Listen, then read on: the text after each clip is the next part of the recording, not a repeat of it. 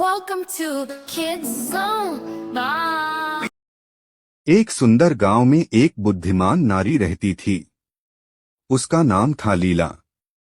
वह गांव की सभी समस्याओं का समाधान निकालती थी और लोगों की मदद करती थी। गांव के लोग उसे बहुत सम्मान देते थे।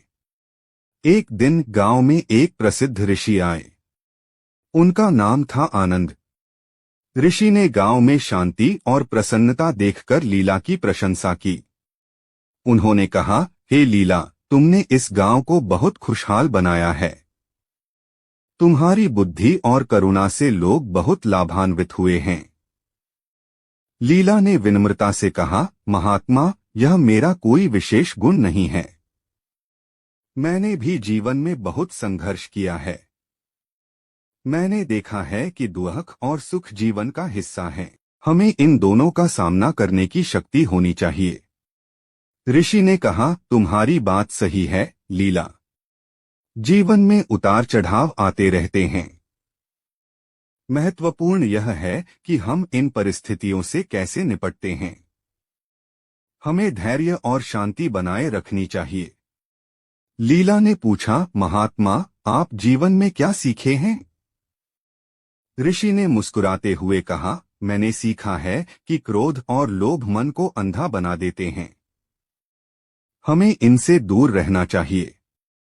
हमें दूसरों की मदद करनी चाहिए और हमेशा सत्य का मार्ग अपनाना चाहिए।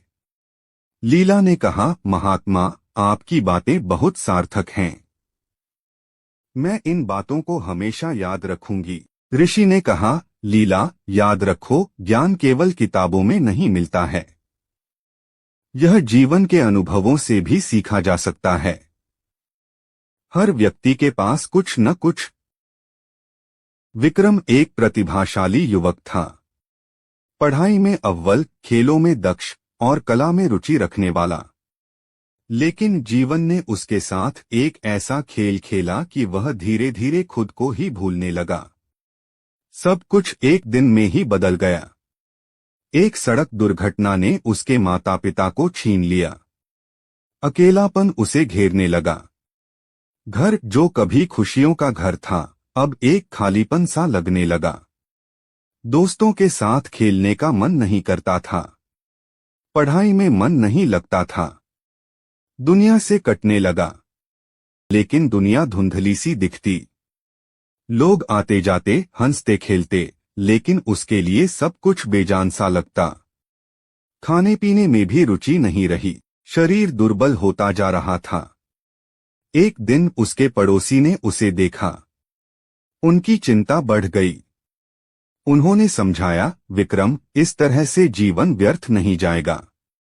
तुम्हारे माता पिता भी यही चाहते होंगे कि तुम खुश रहो। विक्रम ने सिर झुका लिया। उसे पता था कि वह गलत कर रहा है, लेकिन खुद को संभाल नहीं पा रहा था। पड़ोसी ने उसे एक पुस्तकालय में ले गए। वहां किताबों की दुनिया ने उसे एक नया रास्ता दिखाया। उसने साहित्य पढ़ना शुरू किया। कवियों की रचनाओं ने उसके मन को छुआ। लेखकों के विचारों ने उसे सोचने पर मजबूर किया। धीरे धीरे उसे जीवन का एक नया अर्थ दिखने लगा। उसने महसूस किया कि वह अकेला नहीं है। दुनिया में भी ऐसे लोग हैं जिन्होंने दुख झेले हैं, लेकिन उन्होंने जीवन से हार नहीं मानी। उन्होंने अपने दुखों को अपनी ताकत बनाया। उसने खुद को साहित्य की दुनिया में खो दिया। लिखना शुरू किया। अपने दुखों को शब्दों में ढालने लगा। धीरे धीरे उसके अंदर एक नई ऊर्जा का संचार हुआ।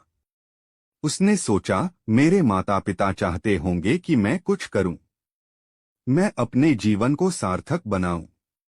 उसने एक साहित्यिक संस्था बनाई। युवाओं को लेखन के लिए प्रोत्साहित किया। उनकी प्रतिभा को निखारा। धीरे धीरे वह फिर से उसी विक्रम बन गया जो कभी हुआ करता था। खुश, संतुष्ट और जीवन से जुड़ा हुआ। उसने महसूस किया कि दुख ने उसे तोड़ा नहीं, बल्कि मजबूत बनाया। एक युवक सबको धोखा देने लगा, पत्नी समझाती है। एक कहानी जो हर किसी